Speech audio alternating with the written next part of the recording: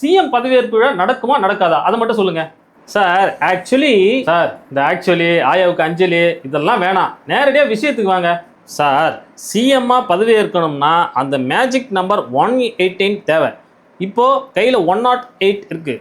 108 கூட 5 சேர்த்தா 113 வருது. என் வாயில நல்லா வருது. கோவப்படாதீங்க மிஸ்டர் குமார், கொஞ்சம் பொறுமையா இருங்க.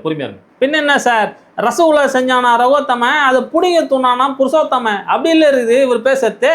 அதான் நேர்களே, இப்போ ஒரு அண்மை செய்தி வந்திருக்கிறது. அதாவது ஆண்டாண்டு காலமாக எதிரி கட்சிகளாக இருந்த அந்த கட்சியும் இந்த கட்சியும் கூட்டணியாக இணைந்து ஆட்சி அமைக்க போவதாக ஒரு அருமையான தகவல் வந்திருக்கு. ஒரு அண்மை செய்தி வந்திருக்கிறது, அதுதான் இப்போ பார்த்து கொண்டிருக்கிறோம். சார், அது அண்மை செய்தி ஓகே, உண்மை செய்தின்னு செக் பண்ணீங்களா? ஆட்சி அமைக்கிறதுக்கு அவர் அனுமதி கொடுத்துட்டாரு, கொஞ்ச நேரத்தில் ஆட்சி அமைக்கும் பணி ஏற்பாடெல்லாம் தீவிரமடைய போகுது, ஆட்சி அமைக்க போறாங்க அப்படின்னு ஒரு அண்மை செய்தி போட்டீங்க. அதுவும் ஒண்ணுங்க, இன்னும் போயினே தான் இருக்குது. என்ன சார் விட்டு அடிக்கிறீங்க நல்லா? இல்லைங்க, நீங்கள் அப்படிலாம் சொல்லக்கூடாது. நாங்கள் எப்பவுமே நடுநிலைத்தன்மையாக நாங்கள் செய்தி போட்டுட்ருக்கோம். அது எப்படி நீங்கள் எல்லாம் சொல்லலாம் சார்? நீங்கள் அண்மை செய்தி போடுங்க, தப்பு இல்லை. ஆனால் அது உண்மை செய்தியாக போடுங்க. அதை விட்டு பொம்மை செய்தியாக போட்டுருந்தீங்கன்னா பப்ளிக்கு கோவம் தான் சார் வரும்.